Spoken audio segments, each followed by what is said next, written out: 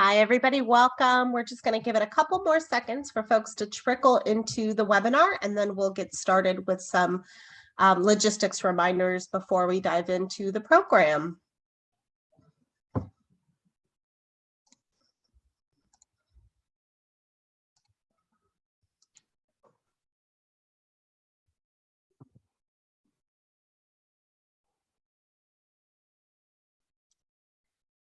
Great. Well, Nancy, if we can advance one slide. Fantastic. So just a reminder that this webinar is taking place remotely and it's available on your smartphone, tablet, or computer. You can also join us in listen-only mode on your telephone using the telephone number and meeting ID listed on the slides. I do want to say that this session is listen-only. We've got lots of great speakers today, lots of content to get through. And so we've disabled chat and we will not have a Q&A session. Although we do encourage your questions and comments, and they can be sent to ledge@aging.ca.gov. Live captioning is being streamed through Zoom. You may need to enable the subtitles by selecting the closed captioning icon on your Zoom toolbar. We also have American Sign Language interpretation, and you should be seeing Michelle on your screen. Lastly, the recording slides and transcripts will be archived after the session on CDA's website. Thank you very much. And with that, I'd love to introduce the Director of the California Department of Aging, Susan DeMorris. Thank you, Maria, and welcome to all of our participants joining us this afternoon. And a very special thank you to Adam Willoughby with the Department of Aging, who helped organize this event today. We're taking this opportunity at the close of Pride Month to highlight the good work that has been done with respect to older adults living with HIV and older LGBTQ plus adults, but also to come together and recognize that there is still much work to be done. For this age cohort, older adults, be it 50 and above, 55 and above, 60 and above, we acknowledge current and past trauma as a direct result of historic and systemic bias, discrimination, and stigma. Last week, very real fears about personal freedoms, individual rights, and bodily autonomy were reignited. It is good today to be in solidarity among Californians together in this safe space. I want to thank our esteemed panel of leaders who are with us today, and I'll introduce each of them as they present to you. I'm truly in awe of this lineup, and I have deep respect for all of our presenters, but I wanted to make a special note of the Honorable Senator John Laird, who joins us, and you'll be hearing from him shortly. I wanted to mention just a few items from the Department of Aging. At the start of this year, December 31st, in fact, we instructed our area agencies on aging, 33 of them throughout the state, on guidance on how to implement Senator Laird's bill, SB 258, via a program memo. We also relayed the idea for this came about at a conference, Advancing States. I was there earlier this year, and we talked about what can we do more in partnership with SAGE, and this is one example of what grew out of that. California also recently submitted to the Administration on Community Living, our federal agency, asking commensurate changes to the federal definition of greatest social need to reflect California's progressive definition. And just 2 weeks ago, I think it was, there was a presidential executive order calling for, among other things, LGBTQ older adults Bill of Rights, including LGBTQ individuals in the federal definition of greatest social need. And something we've all been working toward is strengthening SOJ, sexual orientation, gender identification data collection. So there are things happening for sure, lots of progress being made. And as I said at the beginning, still more to be made. And we will do that together with all of the panelists and participants who join us this afternoon. It's now my pleasure to introduce to you Darcie Delgado. Darcie is Assistant Secretary in the California Health and Human Services Agency and a clinical psychologist. Darcie supports the Department of Aging in her role as assistant secretary, and she had a personal interest in this webinar. She attends almost all of our webinars. But Darcie, can you tell us from where you sit in the agency, you're invited to a number of different webinars, discussions, panels, and so forth. But this one was of particular interest to you when you first heard about it. Could you talk to us a little bit about what piqued your interest on this topic? And now I turn it over to Darcie. Thank you so much, Susan. Hi, everybody. I am so excited to be here. My name is Darcie Delgado, an Assistant Secretary with Health and Human Services. And before I get into why I'm so excited to be here today, just wanted to say thank you to the Department of Aging. Thank you to all of the panelists here today on behalf of our Secretary for Health and Human Services, Dr. Mark Galley, supporting Department of Aging, supporting LGBTQ plus Californians is really something that we want to be celebrating every month, not just the month of June, but I'm really excited to be here and want to make sure I convey that of our entire agency. But when I heard this was happening, I said, Susan, please, can I have even just a minute or two, because I'm just so passionate about this issue because it hits so close to home. So wanted to share a little bit about my personal family history to really put a face to what we're talking about today. So here is a picture of my family. I'm in the middle in red, but red and white. Don't laugh, I have so much more gray hair. This is probably a photo that's about 10 or 15 years old, but want to introduce you to Betty and Marianne. Betty is on the right in purple, my grandma, and her partner of over 40 years, Marianne, on the left in the beige. I have grown up knowing no one as strongly and love as much as I do my grandma and my Nina, Betty and Marianne. And so growing up with a same-sex couple grandparent as the grandparent figures in my life, it was just, part of what I have grown up with and part of what I have seen in my life and seen the impact of societal pressures, of the isolation, of how heteronormative society can impact our older LGBTQ plus Californians. And so they are no longer with us, so they would be just thrilled that there was a webinar even happening on this topic. And so just want to share a piece of my family with you all and really use that to highlight some of the things that we're going to be talking about today. My grandma and my Nina, paid dearly for the secrecy and isolation that they experienced throughout their lives as being an LGBTQ plus couple.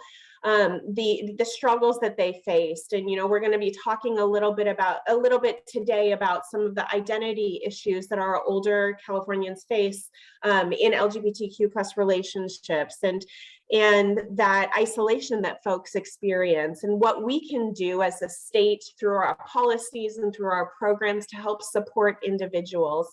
I also I know we'll be hearing from Blanca Castro today, who is going to be talking about the role of long-term care centers and what we can do within these facilities to be protecting LGBTQ plus individuals, because these issues are real when you're facing hospitalization issues, legal issues, something that my grandma and Nina faced when they were at the end of their lives. And so just all of this being incredibly poignant for me, and I just feel honored to be even able to share with you all just a little piece of myself. But wanted to thank everyone again for attending today, and just know that you have an ally and support person within our Health and Human Services Agency, and just really excited for the panel today. So Susan, thank you so much for the opportunity. I'll hand it back over to you to introduce the Senator. Thanks. Thank you so much, Darcie. And I love that, this is a piece of you. We probably talk every day that I would not have known unless you had shared with me. I'm so delighted you could join us today. And you also share, a key message of the master plan for aging is it's California for all ages and abilities. And, sharing your experience as a younger child with your two grandparents is, really shows the the intergenerational work that we all want to be doing across every policy issue and with every population. So it is now my pleasure to introduce all of you to Senator John Laird. I hope all of you know him by now. He represents District 17, which is one of the most spectacular in our state, representing Santa Cruz and San Luis Obispo, parts of Monterey and Santa Clara. And if there's one person who represents the intersection between older adults and the LGBTQ community, it would be Senator Laird. He has been an advocate for both populations, and in his leadership role in the Senate, he has looked for opportunities to bring together those two populations. We want to thank him for authoring SB 258 last year, which expanded the definition of greatest social need to now include those living with HIV. Senator, could you talk to us a little bit about your vision for this bill and perhaps some of your experiences and conversations you have had when developing the concept behind the bill? Absolutely. But first, let me just say that I'm really pleased to be here. And I'm really pleased that the effort went into this and there's so many participants. And so thanks to everybody that worked on this. And I also should say, I'm sorry I can't stay for the whole thing, but I'm so glad to have been here for Darcie's story. That is really wonderful. And I think that really sets the table so well for what we need to talk about. And for me, in many ways, this was rooted in the past and trying to look forward. And I have to laugh when I heard your introduction, because one of the intersections that's very funny is that I was a founding member of the legislative LGBT caucus when I was in the assembly 20 years ago. And now the Bay Area Reporter, the San Francisco LGBT newspaper, made a big deal out of the fact that we elected a 25-year-old assembly member who is out from the East Bay, and that I am 45 years older than him. And I was, let's just say I was nonplussed when that was first described and I got hit by a press question, but I have embraced it. I have discovered that I am the only member of the LGBT caucus who ever actually met Harvey Milk. And so I have been embracing the aging part of the distinction. But I think looking back, and you mentioned when I was elected to the city council 40 years ago, in Santa Cruz, we were unique. Our area agency on aging, and I think there were one or two others in the state, was actually a nonprofit run by the seniors. And the elected officials were actually the advisory council to the seniors. And so I was a member and chair of the advisory council for most of the time that I was on the city council. And it was so led to a whole activism on issues related to older Americans. And at the same time, just that exact same time, the HIV epidemic developed. And in fact, I was able to find the thing recently in the spring of 1983. I introduced a resolution for more resources in the middle, somewhere around 1985, 6 of us started our local AIDS service agency to organize community support and deliver services. And sometime in that period, somebody was actually fired for volunteering at the AIDS service agency. There was so little knowledge about transmission and other things that there was a genuine fear. And I authored a non-discrimination ordinance to protect anybody from being discriminated against based on their own or perceived or volunteer status in relation to HIV. And at the same time also, when I was elected to the city council, there were maybe 8 to 10 open LGBT elected officials in the entire United States. I was one of the first 3 mayors in 1983. And when we formed the first association in 1985, there were 15 out LGBT officials in the entire United States. And then I ran the AIDS Service Agency, the Santa Cruz AIDS Project, for a period of years in the early 1990s. So my experience was born of that. And it was our dream, as I testified in the hearings on this bill, it was our dream that people would live to old age, but nobody was. And so you fast forward to now, over 50% of the people with HIV in California are over the age of 50. And it really raises a whole series of issues with regard to the Older Americans Act and the exact services that are delivered that are going to be talked about on this webinar. And so this bill, and I really want to thank Equality California, the Los Angeles LGBT Center, SAGE, which is represented in this call, AIDS Project, Los Angeles Health as the main co-authors, and all the many other organizations that supported it. And doing a bill that really declared that HIV status was a category of special need for services under the Older American Act match exactly the situation that exists that I am confident everybody's about to talk about.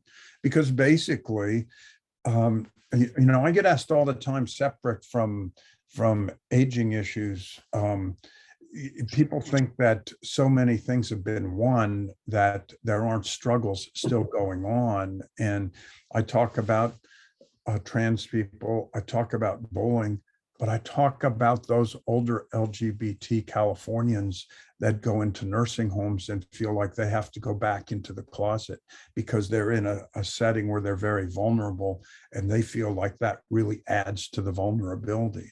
So that's what was really important about this bill, because it is integrating this outreach and integrating the concern about these needs into services, but it's raising it as a conversation, which is exactly why this panel is here. And why I'm so happy you've put it together, because I think everybody needs to educate themselves as to those issues and the fact that they are in front of us now. And it's interesting too, because a lot of the services, there's still services all over the state, but the very agency that I headed up has withered, because when we had 225 clients and most of them thought they were not going to live past the next year or two, there was a certain intensity. There was a certain intensity to the volunteers. There was a certain intensity to the public education. And the fact that people are living longer doesn't mean there's any less intensity with the epidemic, but it means that how the issues get driven home are different. And so that's why I really salute you for having this. That's why I was really proud to do this as virtually my first bill as I came back into the legislature and had a whole series of bills. And I appreciate the administration for working with me. I appreciate the governor for signing it. I appreciate the sponsors. And now what a bill is many times is just an opportunity. It creates the door to walk through, and that is what we have to do now. So thank you for having me here today. Thank you for letting me go on. I apologize for not being able to stay much longer, but this is just a wonderful thing and a wonderful issue. And I stand ready if there are things that come out of this that still need to be done, or people to be talked to, or education that needs to be done, to be your partner in that. So thank you for having me here today. Thank you so much, Senator, and for your just incredible, outstanding leadership, and just, from the agency level, from the local level, the statewide level, and now that, the president's executive order includes language that mirrors the bill that you authored that was signed by the governor. So thank you for your incredible leadership and for joining us today.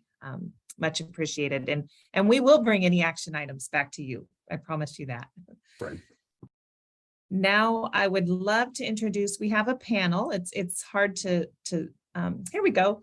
A panel of people sitting in their own offices in their own homes, but imagine a virtual panel of these extraordinary leaders and experts and voices and perspectives We will be hearing first from Michael Costa. Michael is the Executive Director of the California Association of Area Agencies on Aging, referred to as C4A.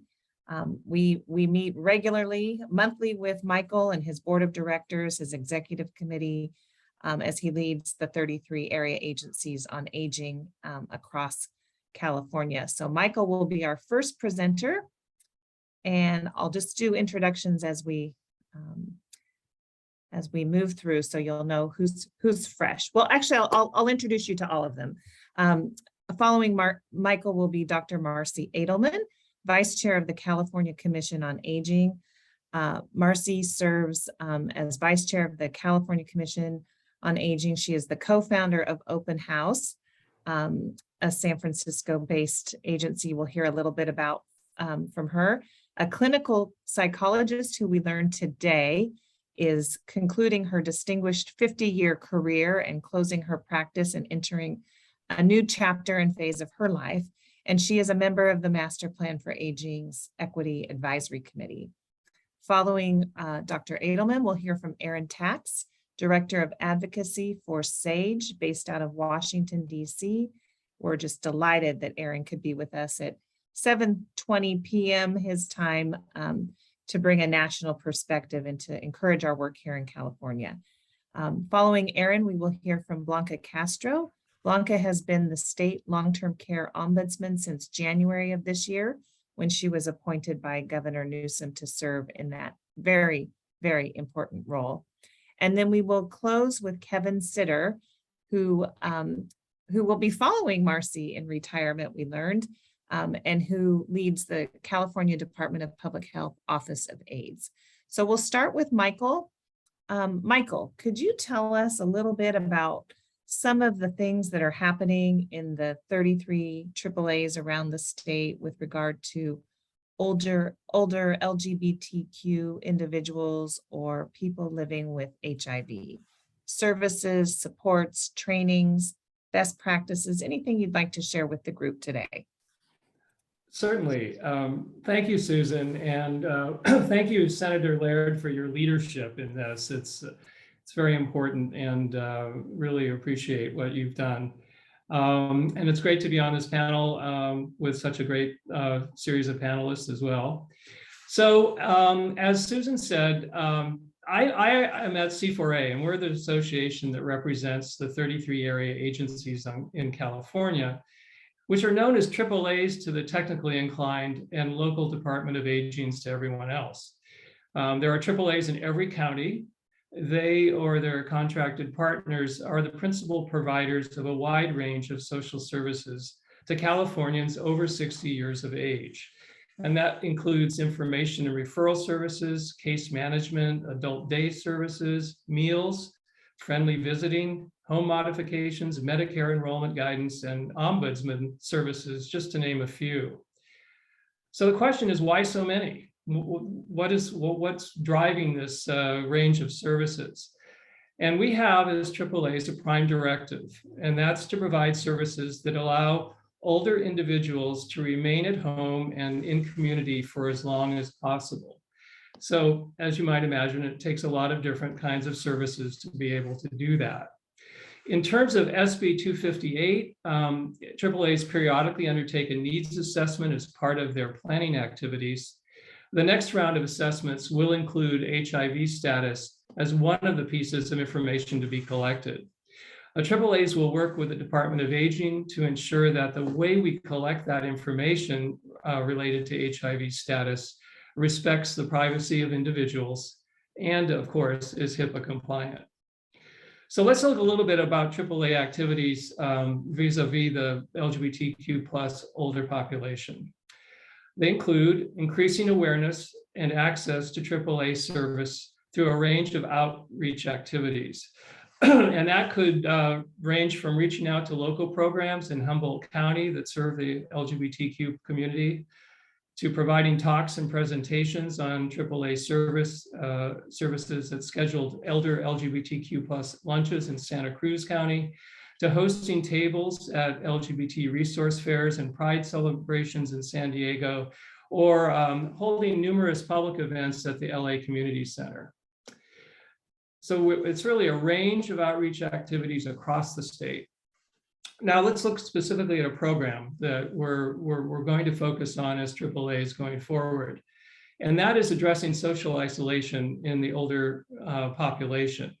It is a problem in the older population in general, but it's a particular problem in the LGBTQ plus population. So to begin to address that in some systematic way, there's a new program in San Francisco that will help connect older LGBTQ plus adults with mental telehealth services.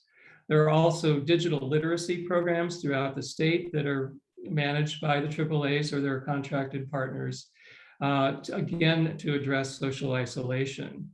And there's specific focus, attention focus on specific subsegments of the community. San Francisco is contracting with community organizations that service the trans community to help programs and help them develop programs to create social connections, foster community, and address unmet social needs. So that's just a few examples of what the AAAs are doing directly to the LGBTQ plus and with the community. Let's look a little bit at what we're doing kind of in-house and what we're doing toward the public in general. So numerous AAAs have undertaken staff and service provider cultural competency trainings. And in July, C4A is bringing SAGE in to do 3 webinars for AAAs, ADRCs, and the long-term care provider network. The first webinar is an overview. The second is a trans-focused webinar, and the third will be focused on older LGBTQ plus people of color. Each AAA also has an advisory council. Many AAAs are ensuring that there is LGBTQ representation on their councils. It's important because that's really the most direct way to provide input on a constant basis.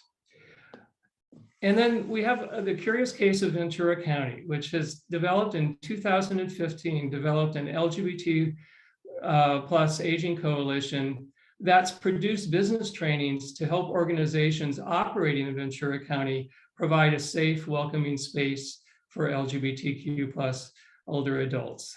And I say curious only because it was innovative and one of the original efforts in this area, and it is being hosted by the AAA in Ventura County. Now, data is important. That's one of the points of SB 258. You really can't plan without it. So C4A hosted a panel recently at our annual conference devoted to SOJ data collection, and really to help members understand the importance of that data collection as an input to AAA planning. SAGE and Open House really organized that panel and led it, and it was very well received, and we will continue with those efforts to educate our members, educate the AAAs about the importance of data collection, not only around SOJ data in general, but also obviously HIV status to implement SB 258. So these are a few examples of AAA activities to date, and we look forward to working with the Department of Aging and our community partners to continue to improve our services for older LGBTQ plus Californians. Thank you. Thank you, Michael. Thanks too for sharing the variety. It's exciting that we're looking at standardization as a result of the bill, but also you highlighted some of the variation that happens in the local communities to be most reflective of their area and the community. I now turn it over to Dr. Edelman, who will, what we'd like to hear, I described many of the hats that you wear professionally, a volunteer, avid volunteer, activist. I didn't even mention that you serve on the board of directors for the Alzheimer's Association, in addition to those other hats that you wear. Can you share from your perspective where you're based and all the roles that you fill, what you think are the greatest needs today of the older adult LGBTQ community and individuals who are living with HIV? Well, I was thinking about the priorities that we need to have. And you're going to hear today, like you heard from Michael, about SOJ data collection and how important that is. And so one of the things I want to talk about is SOJ collection, because I think what I want to talk about is those things that really aren't getting, they're urgent, but they're actually not being attended to in the way they need to be. And so the first one I'm thinking of is sexual orientation and gender identity data collection. We call that SOJ, S-O-G-I. And there's been a lot of good focus recently at the department to collect sexual orientation and gender identity data. And we heard from Michael about the recent contract between the AAAs and SAGE to provide SOJ data collection training for California counties. Now, this is a much welcome and much needed assist to eventually secure comprehensive state data, of which we currently have too little, on the health and well-being of California's LGBT older adults and people living with HIV. The California Health Disparities Act, well, let me say the lack of SOJ data became apparent, I think, recently, more apparent, when the department's dashboard went online and there was little to view on sexual orientation and gender identity. LGBTQ Californians live in every part of the state, rural, suburban, and city, in Northern, Central, and Southern California, and live at the intersection of race and ethnicity. California's LGBT older adults are a diverse population with diverse needs and challenges, yet we have little understanding about who is or is not being served. Providing SOJ data training is an important step in the right direction. The California LGBT Health Disparities Act was passed in 2015. That's already 7 years ago. This legislation required the collection of data by the Department of Healthcare Services, Public Health, Social Services, and Aging, and also requested they make this information available to the public. The act was meant to provide much needed demographic data to understand and ultimately reduce longstanding health disparities reported in existing data sets of population-based studies. Differences in physical and mental health outcomes by encountering systemic barriers to health, the result of social and economic disadvantages, such as chronic illnesses, higher rates of stroke, heart attack, asthma, mental distress, anxiety, and depression, and poor general health, as well as high levels of loneliness, socialization, more likely to live alone, and to have less social support, especially older adults living with HIV. Yet each department has been challenged to meet these requirements of the Disparities Act. For example, during the pandemic, it became clear that no data was being collected on the number of LGBTQ people contracting coronavirus or dying from it. That said, the Department of Aging, in comparison to other states, does a much better job of SOJ collection, and with the introduction of SOJ data training, is poised to have an even greater understanding of the aging experience of LGBTQ Californians. It has been challenging to collect SOJ data because many people are uncomfortable asking the questions, and many LGBTQ older adults are reluctant to voluntarily provide the information due to a long-standing historical distrust of government. The training will address these and other issues that are barriers to collecting SOJ data. The lack of SOJ data is a little bit like in the healthcare industry, is having an ambulance show up to your house to take you to the emergency room and then putting a blinder on the driver, a blindfold on the driver. It's very hard to see the road ahead, see what's needed, where best services and best practices without the collection of data. There's no equality without data, comprehensive data collection.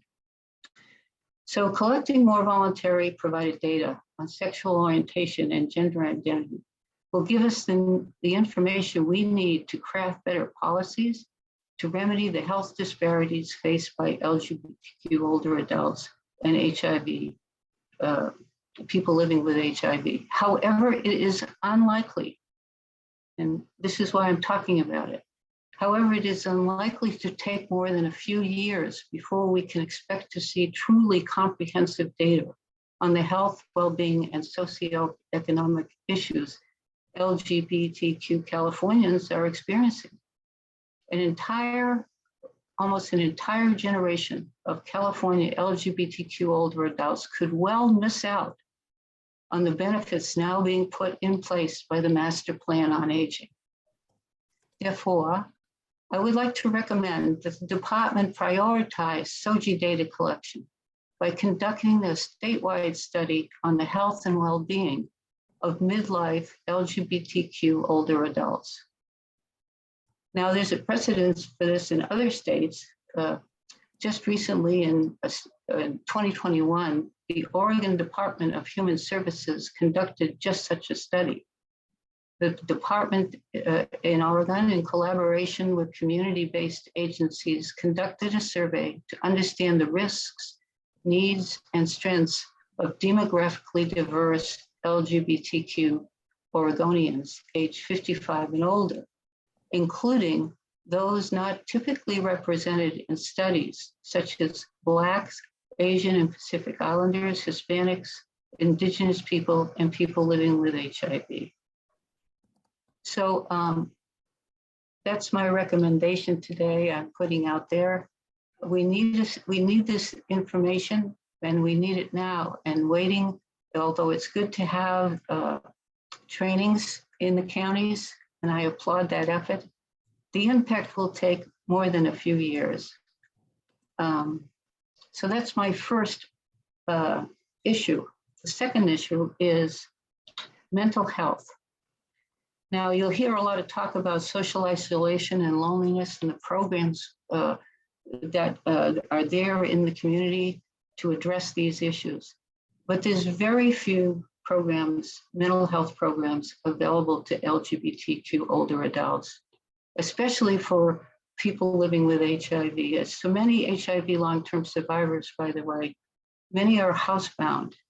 And one of the things we've learned during the pandemic is that telehealth telecounseling has been more of a success than anybody would have thought. So the program that Michael mentioned in San Francisco is a pilot project, a mental health pilot project.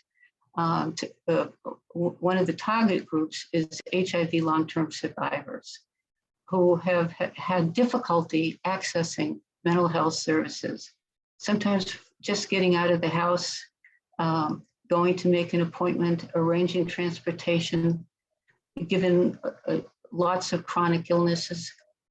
That's quite an effort. So to be able to have telehealth counseling, telecounseling services that are specific for HIV long-term survivors, and this program is also focused on LGBT older adults of color who are also underserved and very underserved in mental health services that do exist, and also have greatest difficulty in accessing services. So this is why I brought this up, because there's not enough of champions. We need champions in mental health.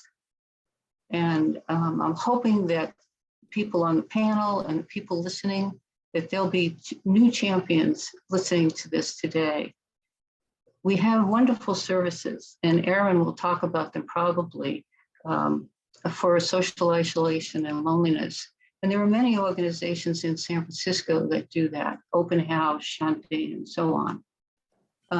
But very few have an infrastructure to even provide mental health services. And And research, let me just come back to my notes here. Just to be clear, while most LGBTQ older adults experience a healthy sense of emotional well-being, many are challenged by poor mental health. And research has shown that LGBTQ older adults experience mental health disparities, such as high levels of depression, anxiety, and PTSD symptoms due to lives lived with chronic stress from experiences with discrimination, violence, the threat of violence, lack of family and or support, social supports, internalized oppression, and financial insecurity. Studies on mental health during the pandemic showed that it was a common experience, regardless of age, race, or ethnicity, for people to report higher levels of distress. However, in populations disproportionately affected by the pandemic and or communities with a previous history of mental health disparities, such as communities of color and the LGBTQ community, mental distress was significantly elevated. The California Budget and Policy Center report in May of this year found that LGBTQ Californians experience significantly more symptoms of depression, anxiety, or both than cisgender heterosexuals and lacked access to needed services. The report recommends that the state prioritize LGBTQ mental health. About half of LGBTQ Californians reported poor mental health, compared to less than 1/3 of cisgender heterosexuals. In the report, more than 20% of LGBTQ Californians reported they needed mental health services during COVID, but did not receive them, compared to 10% of heterosexual cisgender people. Barriers to receiving services were affordability, fear of discrimination, and lack of availability of LGBTQ competent and gender affirming care. Now, Medicare provides some degree of mental health coverage, but for some, the price is still just too costly. And there is a shortage of mental health providers willing to accept Medicare insurance. And then again, a shortage of LGBTQ competent and gender affirming providers. So the report went on to make 3 recommendations: increase access to services, increase efforts to diversify the workforce to better reflect the diversity of California, and provide LGBTQ affirming training for behavioral health providers. I wholeheartedly agree with all 3 of these recommendations, as well as the urgency that you can hear in this report. So to all you out there listening, champions, we need advocates. We need more programs. Let me move on to my last one, which I think needs to be talked about just a bit here. And that is, I think most people are unaware that, that the LGBT community is disproportionately affected by dementia and aging. There is very little data, once again, but what there is points in this direction. And we still need so much more.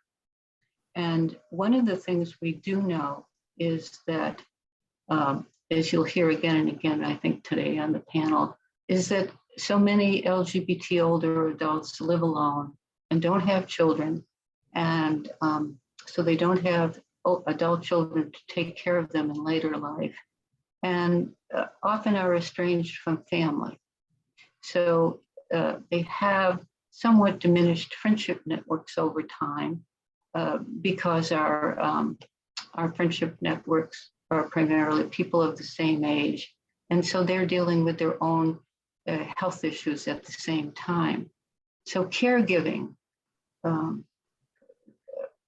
providing care for LGBTQ older adults with dementia is an issue of great urgency. And the community is still needs to be aware of this issue going forward, because as we age and more people become older, there will be more and more people who will have dementia and Alzheimer's. And we need— Marcy, I'm gonna ask now that we move to Erin, and I want to just capture the three priorities that you laid out. Absolutely, Data. Thank you for that. And thank you for your work on the equity advisory group, along with Denny Chan from Justice and Aging, who has made a comment in the chat related to the COVID data. So Denny, we saw that, we hear you, and we'll follow up on that. We also heard about mental and behavioral health, and thank you. Your work on the Commission on Aging, that focus that the Commission has put on mental and behavioral health, keep it going and engage others. And then of course, Alzheimer's and dementia and other cognitive impairments. So we're going to turn to Erin now. And then following Erin, we'll hear from Blanca and then from Kevin. We have scheduled until 5:15, so that allows 10 minutes for each of our remaining speakers. If we can follow that timeline, we'll be able to fit everybody in. And this is not the end. You know, there will be spinoffs from this webinar for sure on each of these topics. So now I'll reintroduce to you Erin Tax, the Director of Advocacy with SAGE. Erin, from your perspective, out of Washington, D.C., working on federal LGBTQ inclusive policies, what do you see as the top needs of older adults, and how do we meet those needs in California and together with you at the federal level?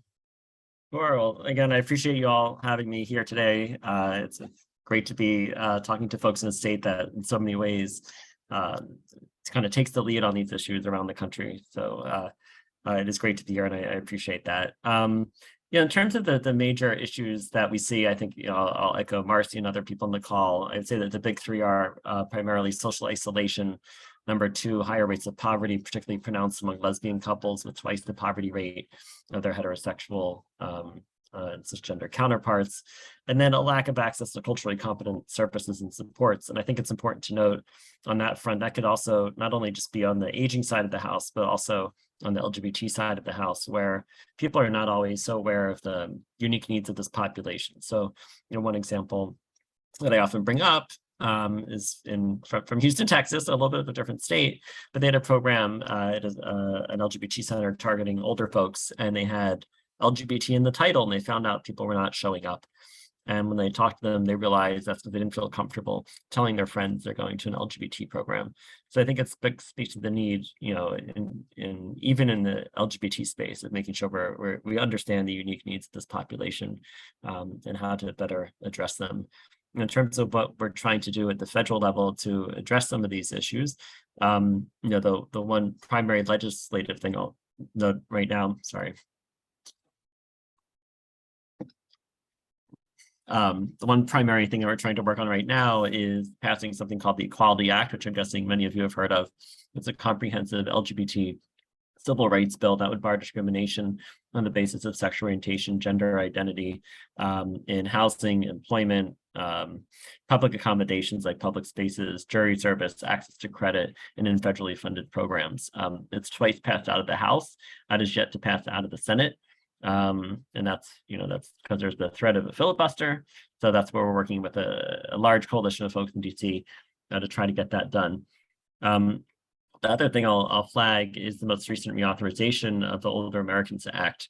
And, in some ways it might be nice to think like one and done, we can move on, but in a good way, it's presenting a lot of challenges and a lot of work for us across the country. So some of you might know in the OAA reauth in 2020, we got some language in there that requires every single AAA and every single state union on aging everywhere in the country to do three things, many of which California is probably already doing in many ways, but now we can, again, mirror that work and have other states and AAAs across the country do the same.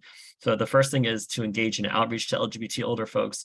2, to collect data on their needs, and 3, to collect data on whether they're meeting their needs. Sorry, I'm not feeling very well, so I'm going to jump out after my presentation.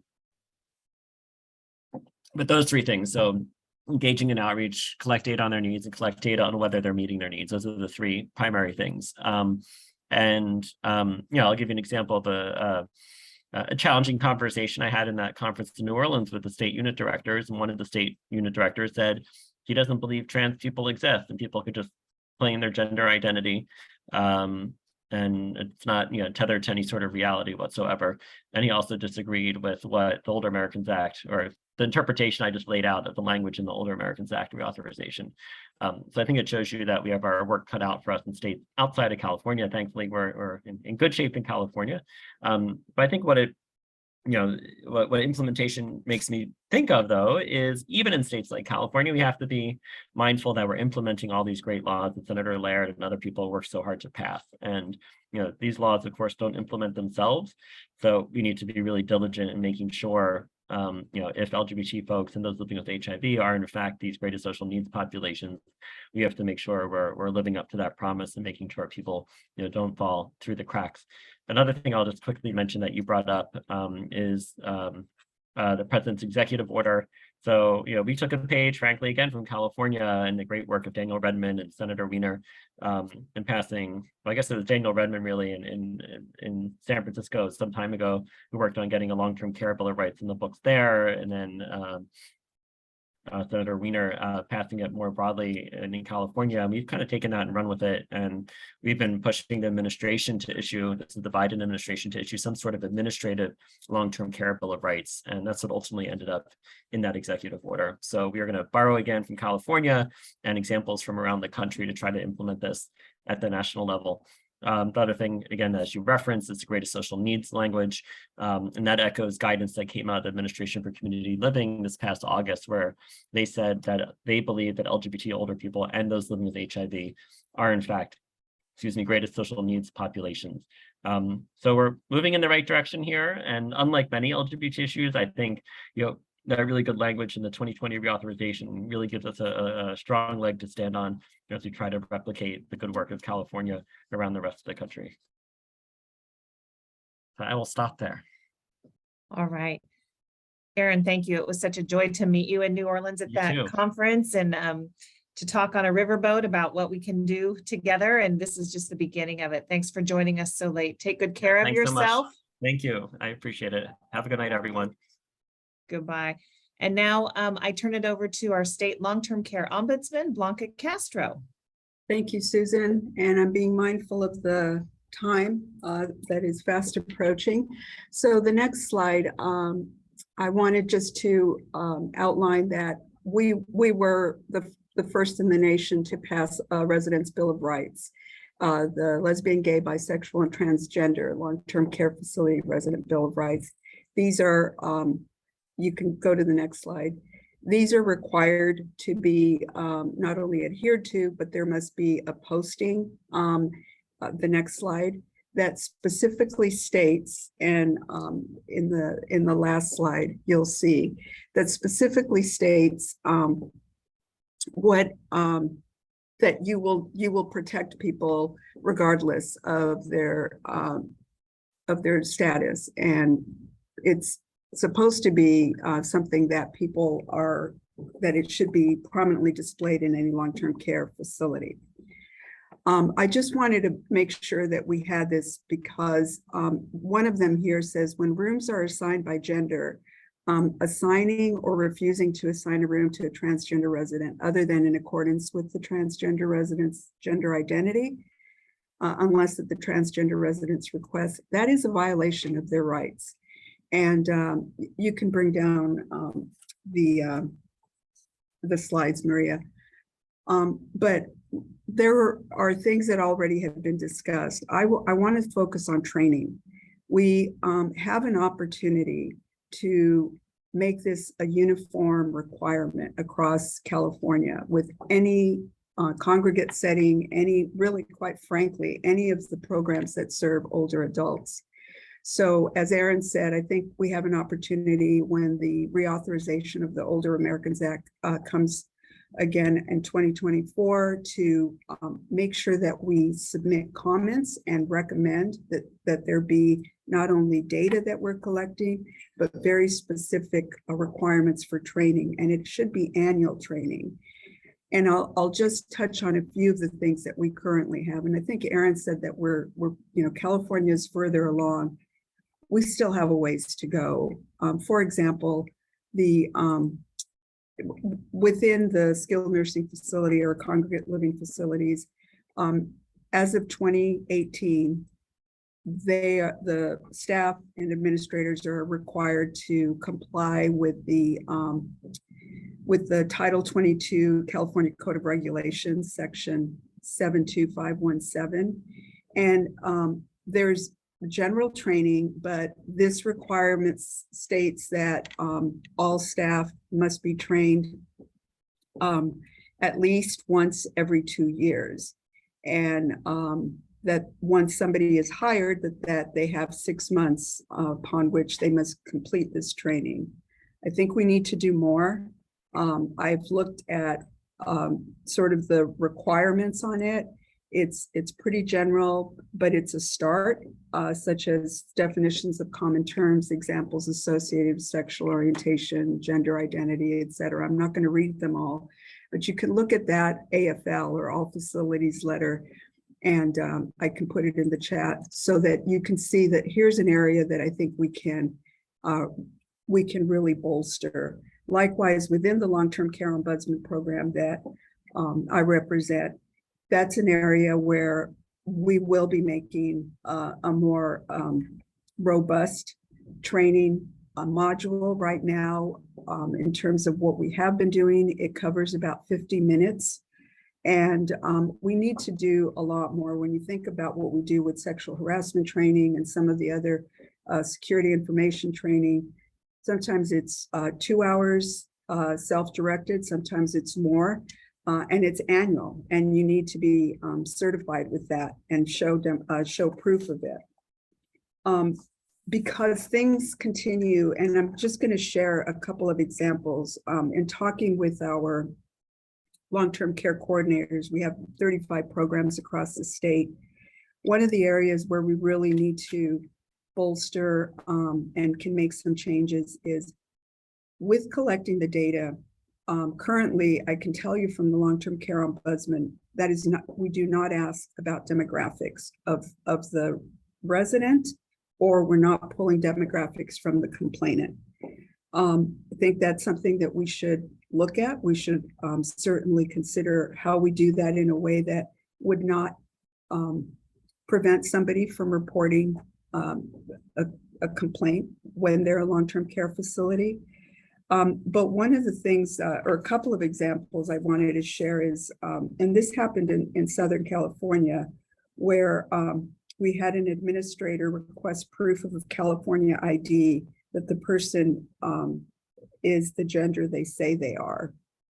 And she's a female resident. And so the ombudsman,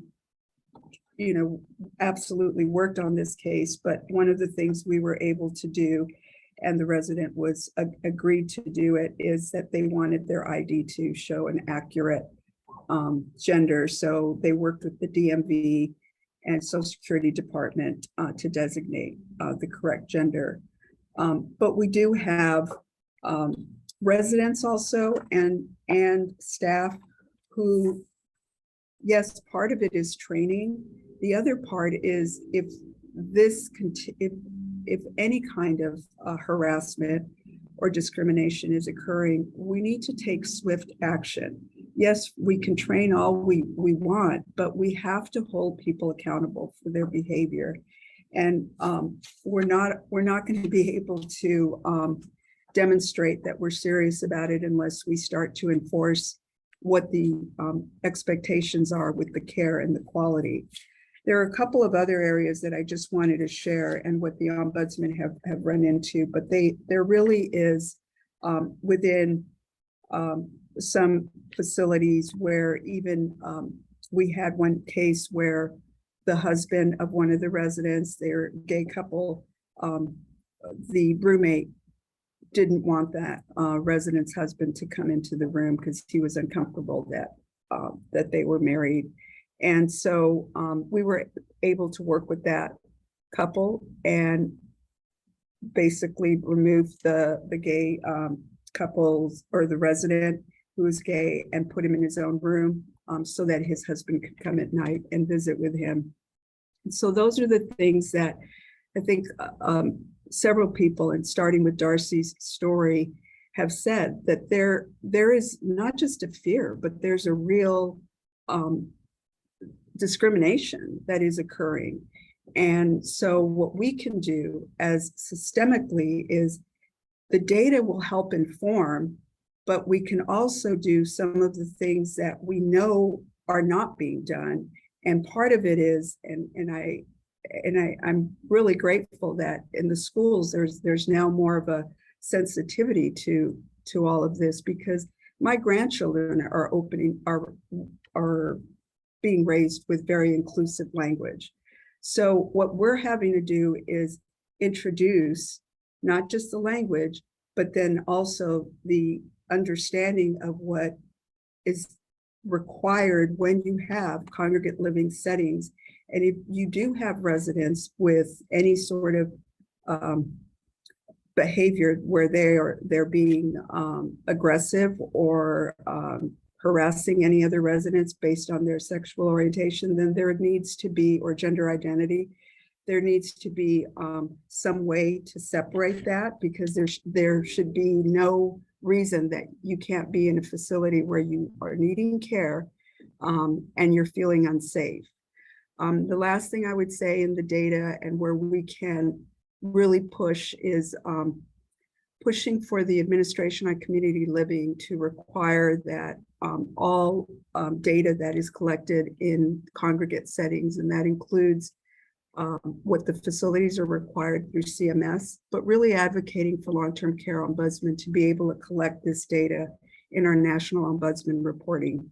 Because right now we are not able to, but we can certainly advocate for it. And that is one way that it will inform us what are the trends that we're seeing, and just as importantly, what kinds of training do we have to include.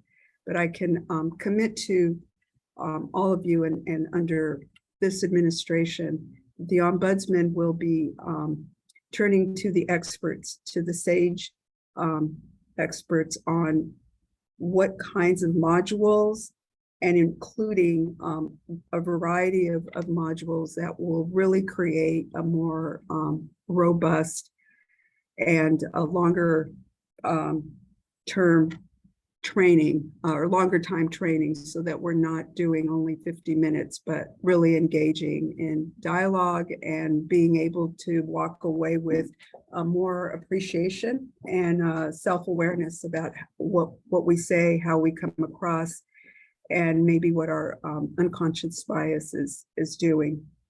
So with that, I'd like to just turn it over to Susan again. Thank you so much, Blanca, and thank you for your terrific leadership. You're just a fabulous long-term care ombudsman representing all of California.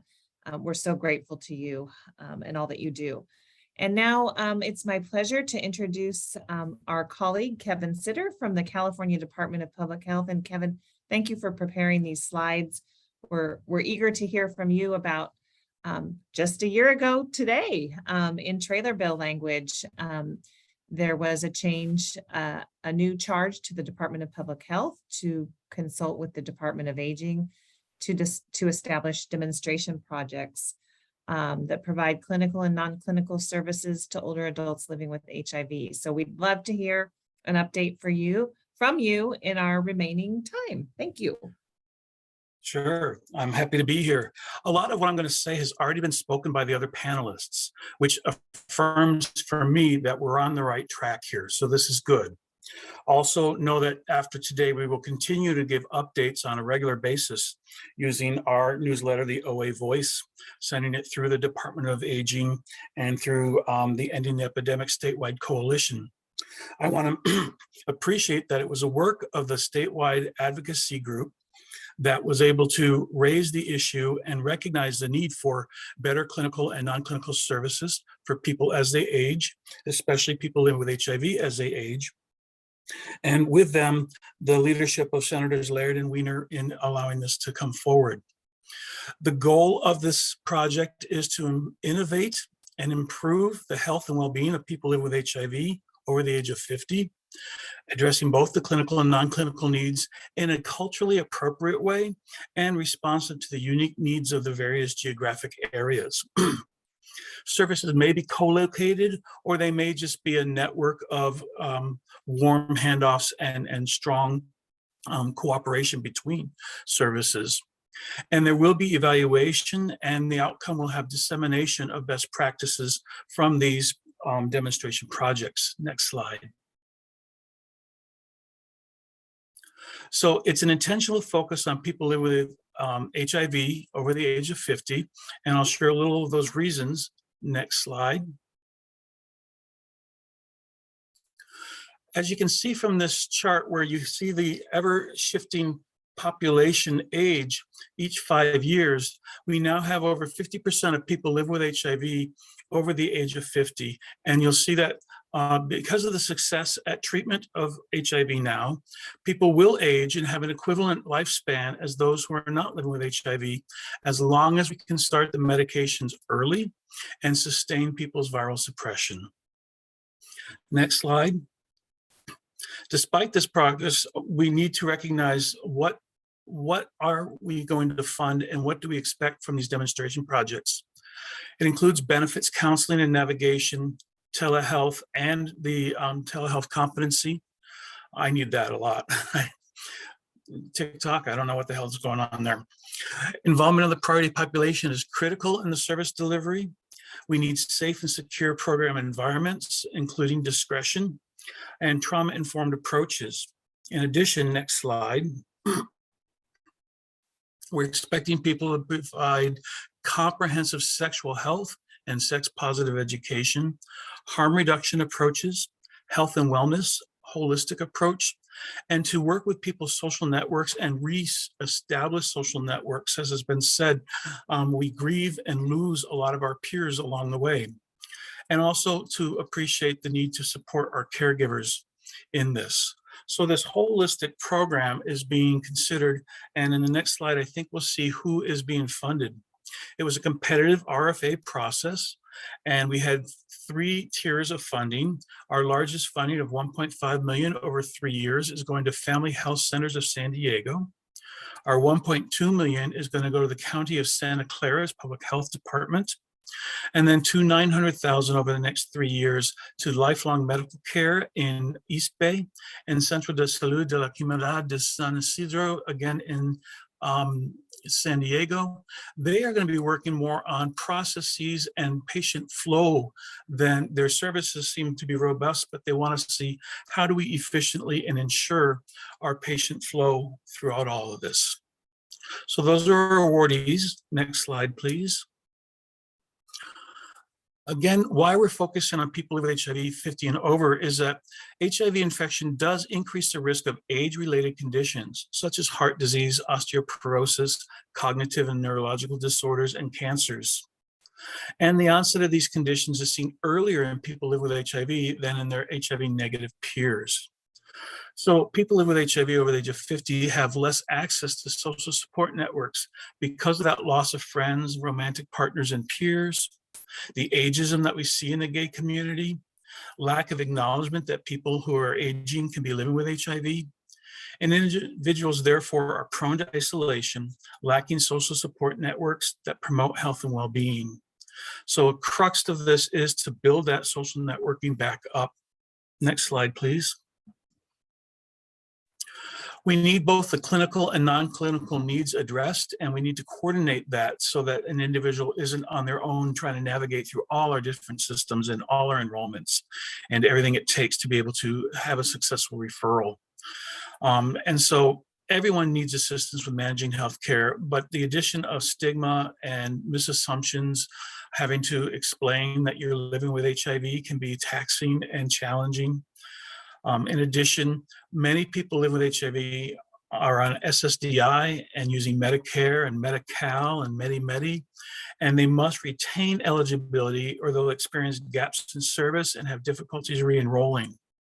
Also, the HIV stigma and homophobia, which sometimes can be internalized and often external, makes finding services hospitable and culturally competent for people who live with HIV over the age of 50 more challenging. Next slide. I want to just share, especially in this Pride Month, to celebrate and appreciate our long-term survivors, those who were infected in the 1980s and before 1980. They developed AIDS much quicker in the 80s, and oftentimes it was a failed path. Many people died in the early epidemic. HIV medications in the beginning were complicated with significant side effects and at toxic levels at times. We now know. Long-term survivors have experienced the loss of their lovers, friends, and family, and can feel some guilt about being the survivor when their peers, just like them, did not survive. There's a lot of discrimination in the early days, which is why HIV became sort of an exceptional, it wasn't just another STI. We exceptionalized HIV because the real discrimination that had people losing their employment, their housing, their insurance, and their families even. Long-term survivors are more likely to experience critical illnesses themselves, possibly life-threatening illnesses, but they survived, again, unlike many of their peers.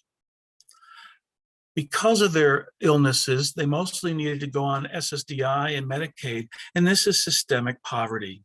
It is not possible to really lead a productive, financially gaining situation when you're using public assistance. Transitioning back into the workforce, which is something people can now do because of the success at treatment, threatens people's health insurance and their eligibility for programs such as the Housing for People Living with AIDS or HOPWA, leaving people able to work but not able to work because of that major loss of sources.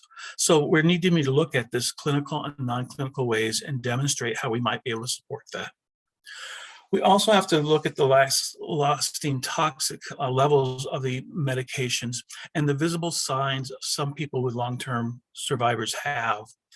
It was 1995 that protease inhibitors came out, and that was a game changer that really established a decrease in death rates and the increase in sustained health without illness. But the more potent toxic levels earlier did that contribution to comorbidities, kidneys, liver, heart, bones, brain, all are vulnerable and having some complications. The long-term survivors also have these visible signs that you can see here, such as lipodystrophy, redistributing fat tissues, depleting the fat from the face and the legs, greater fat deposits causing extended bellies, shoulder, and back. And so we have the visual impact of living with HIV for a long period of time. Next slide. But not all people are long-term survivors. There are people still getting infected. About 15% of all new infections are occurring in people over the age of 50. It's important to recognize that there's missed opportunities and people are being diagnosed with HIV later. You can look at their health histories and they've had lots of emergency room workups and lots of, is it this, is it that, is it this, is it that, without thinking HIV. And they lose that opportunity to gain the medications early and sustain their health through viral suppression. The gay men that are diagnosed later in life can have some guilt and shame, having survived so long without becoming infected, and then finding infection. It's not knowledge, it's depression, it's isolation, it's trauma, it's drug dependency, it's the lack of social support that really influences new infections. And for non-gay people diagnosed later in life, there isn't a pure group of people already living with HIV, or they don't know that network. We have to link them to that network. HIV is something that they hadn't thought they needed to worry about. And so social adjustments for people who are newly diagnosed are an important piece that has to be addressed. Next slide. In this project, we will have a community advisory board, and I want people to know that we will be marketing and putting out promotion for applications for this community advisory board. I'm retiring, but people that will be taking this on from my design will be appreciating that the composition I am recommending has at least one additional person living with HIV over the age of 50 than other providers, experts in that community advisory board. We need the voice of the people who are being served. The CAB will be responsible for reviewing the programs, offering feedback and advice, and assisting in evaluation of the programs. They will also disseminate information and share it amongst communities. And so the applications will be sent out by our listserv, which has about 780 people on it, through the Department of Aging listserv. We'll place it on our website, and it'll be forwarded to multiple listservs from the advocacy groups as well. So I just want to put the plug in that Project Cornerstone for people living with HIV will be having a community advisory board. And if you're interested, stay tuned. So in summary, it's developing programs that address the clinical and non-clinical needs.